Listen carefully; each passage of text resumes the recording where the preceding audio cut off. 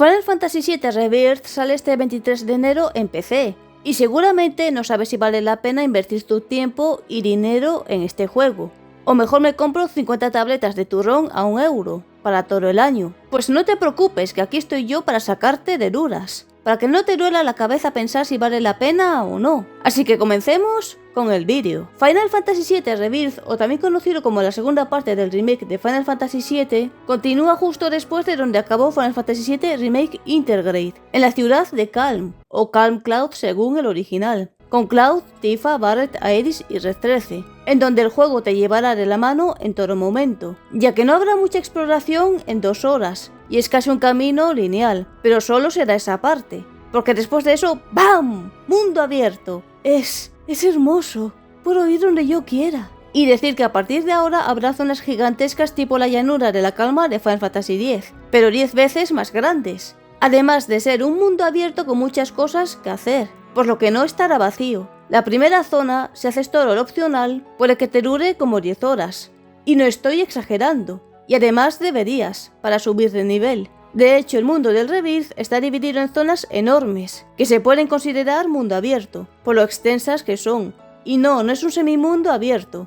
Dejemos esto claro desde el principio, ya que por tema de historia no puedes acceder a X zonas sin más. Es un vídeo sin spoilers, por lo que es difícil de explicar. Pero también es por tema de misiones secundarias, ya que sirven como guía para saber qué te queda en X zona. Y merece mucho la pena explorar y hacer las misiones del mapa por el tema de la síntesis, una función del menú en la que podrás crear objetos, accesorios y alguna pieza importante para alguna misión secundaria, con los objetos que podrás recolectar por el mapa, que de hecho para eso sirven, dándole una capa más de importancia a la exploración que el simple hecho de dejarlo completito. Y para ello será importante también que desbloquees el chocobo de cada zona, ya que es indispensable para conseguir los chips de síntesis.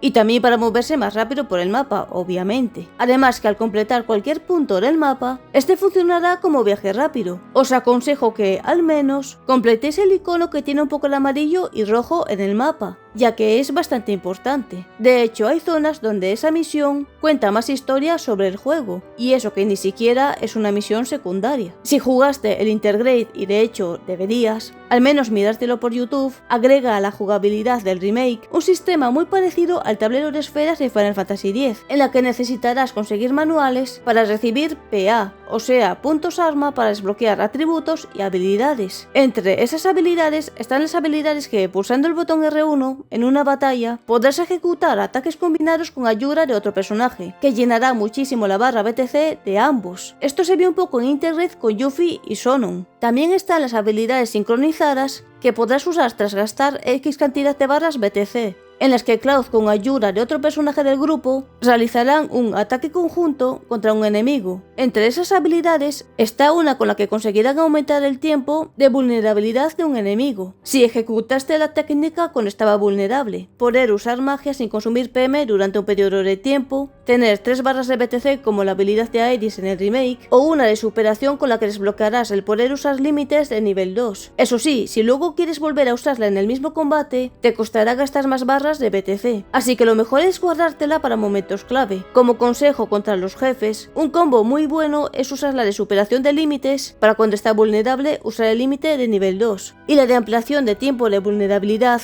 cuando está el enemigo vulnerable. Y con el otro personaje, después de que esos dos usen la técnica, usar el límite de nivel 2. Pero si no has conseguido hacer ambas, lo mejor es esperarse a que el enemigo le cree nada para ponerse en vulnerabilidad y usar la habilidad para aumentar los límites. Y si no tienes ningún límite disponible para usar, usa cualquiera de estas habilidades, pues igualmente causará un gran daño al enemigo. Sé que esto es mucho texto, pero en combate es mucho más intuitivo y fácil de entender. Y, como no, estamos hablando de Final Fantasy VII, donde las materias son el pan de cada día. Incluso en la historia principal, y aquí hay muchas más materias que en la parte 1. Pero por suerte también hay armas y accesorios con muchos más huecos, y sigue estando el hueco exclusivo para la materia de invocación como en el remake. Y aquí es muy útil, ya que hay muchas materias azules que, enlazándolas a las verdes, crean muchas posibilidades y ventajas, como por ejemplo la de área, que esta vuelve a estar otra vez. Un combo que siempre he usado con esa materia es enlazarla a la de cura, ya que así curarás a todo el mundo, muy útil en muchos combates. Siempre la llevaron con Cloud aunque él no sea un mago. Está la de oración, pero esa consume 2 barras de BTC. Así que para casos críticos en los que solo tienes una barra y necesitas curar rápidamente, es mejor tener esas 2 enlazadas. Existen objetos que curan a todo el grupo, pero siempre va a ser más efectivo un cura más a no ser que sea un elixir, sobre todo si tienes que equipar las materias energizantes. Y además en los combates de simulación no puedes usar objetos. La gran mayoría de los Final Fantasies tienen minijuegos, como el Blitzball en el 10 o la pesca en el 12, por poner unos ejemplos, porque hay muchos. Pues en el Final Fantasy VII hay muchos, o sea que hay muchos minijuegos. Hay una zona del original que ya tenía muchos minijuegos de por sí, pero ahora han añadido más a esa zona y han puesto más a otras zonas del mapa, pues lo que tienes para rato. Además de obviamente recompensas por superar los minijuegos, por lo que este juego está cargadito de cosas por hacer. Algo que tiene el Rebirth es el sistema de afinidad con otros personajes. Hablando con ellos en determinados momentos del juego, podrás hablar con ellos y mejorar su afinidad, lo que cambiará alguna u otra secuencia del juego, dependiendo de con quién tengas más afinidad. Ocurría algo similar en el remake, con la escena en el campo de flores que tiene Aeris, que podía ser con Tifa, Aeris o incluso el mismo Barret. Pero a diferencia de que en el remake no tenías forma de saber cómo iba el nivel de afinidad, aquí lo podrás ver siempre que quieras pulsando un botón. Aparte de que subirá la afinidad con ellos dependiendo de lo que contestes, también subirá haciendo misiones secundarias, las que tienen un icono verde. Cada misión secundaria irá ligada a un personaje del grupo que podrás ver pulsando el pad yendo a misiones secundarias, ya que aparecerá la imagen del personaje o en la misma escena, ya que estarán Cloud y la otra persona, y al completarla harás que suba tu afinidad con él o ella automáticamente. Y voy a daros un pequeño consejo. Cuando lleguéis a una zona llamada Cañón Cosmo, no hagáis más misiones secundarias de Red 13. No os diré el porqué, pero más adelante en cierta escena me lo agradeceréis.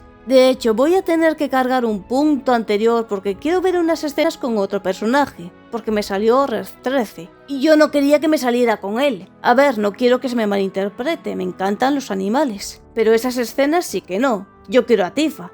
Así que a ver si con suerte no haciendo una misión de él, ya no me vuelve a salir porque si no pasaré, porque me niego a volver a un punto de guardarlo desde Cañón Cosmo. Son más de 8 horas, porque por alguna razón en dicho punto la relación va a estar muy igualada entre Tifa y Red 13. Los que hayáis jugado al original sabréis de qué escena os hablo, los que no ya lo descubriréis. Os puede salir con cualquier personaje del grupo dependiendo de si hacéis más o menos misiones con unos u otros, pero por el canon lo mejor es que sea con Tifa. A ver, si queréis hacerla con Barret o Red 13, adelante, no pasa nada. Sobre gustos no hay nada escrito. Una cosa curiosa de la que me di cuenta es que en los combates solo puedes usar a 3 personajes. Lo normal, vamos, aquí no hay nada raro. Pero si un personaje que puede luchar a larga distancia se queda en el banquillo, atacará a los monstruos con el ataque normal. No sé si le quitará vida, pero no está mal ese detalle. Y sobre la historia, pues decir que me está gustando mucho. Y me ha sorprendido para bien, ya que al igual que en el remake, han agregado muchas más cosas que no estaban en el original, pero que no pudieron meter hace años por falta de tiempo. Hay una zona en concreto que en el original era opcional, pero aquí es obligatoria. Y anda que no es importante para la historia el cómo la han mejorado. Y ya os adelanto que en la tercera parte habrá otra zona que era opcional que va a ser totalmente obligatoria. Y va a tener muchísimo peso narrativo, pero mucho.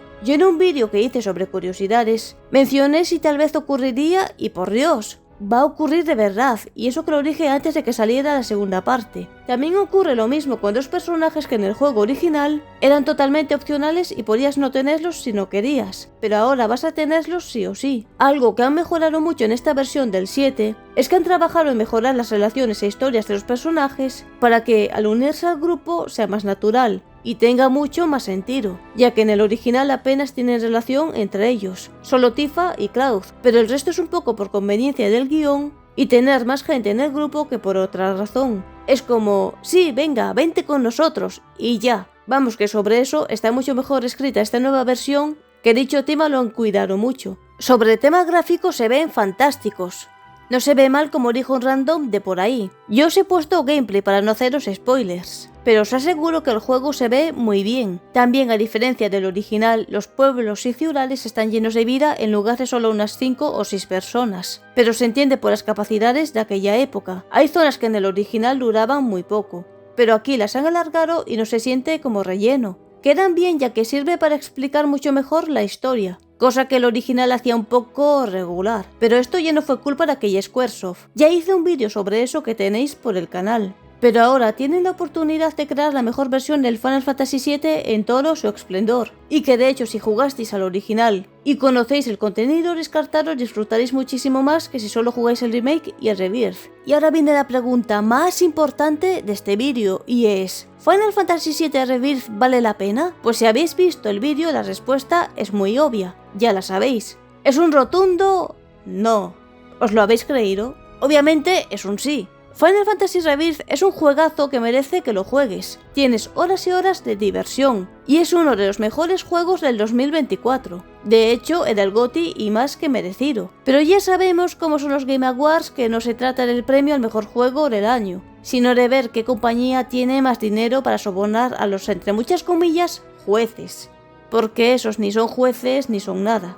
Otra vez decir que tengo un vídeo hablando sobre ello en el canal, en el que investigué arduamente sobre el tema. Volviendo al Final Fantasy VII Rebirth, es un juego que mejora muchísimas cosas del original, y si quieres disfrutar de uno de los mejores juegos del mundo, para mí el mejor es el Final Fantasy X, pero eso no viene al caso. Tienes que jugarlo, de hecho ha subido muchos puestos en mi ranking personal de mejores Final Fantasies, y con el remake y el Rebirth está en el top 3, y te lo dice alguien que no era una mega fan incondicional del 7. Obviamente hablo de esta nueva versión del 7. No del original. Y si tienes una Play 5, lo mejor es que lo compres en la tienda oficial de Square Enix, para apoyarles directamente a ellos y no a empresas de terceros. Y si lo juegas en PC, decir que la versión de Steam está rebajada, además de que tiene un pack para comprar el remake y el Rebirth, así que si tu PC lo soporta y cumple los requisitos mínimos, no tienes excusa para no jugarlo. Pondré ambos enlaces en la descripción. Y no me paga ni Square ni Steam por poner sus enlaces ni por hacer este vídeo. Y si no tienes una Play 5 o un buen PC, o no puedes permitírtelo, puedes verlo por YouTube por el canal de Gerarutaru,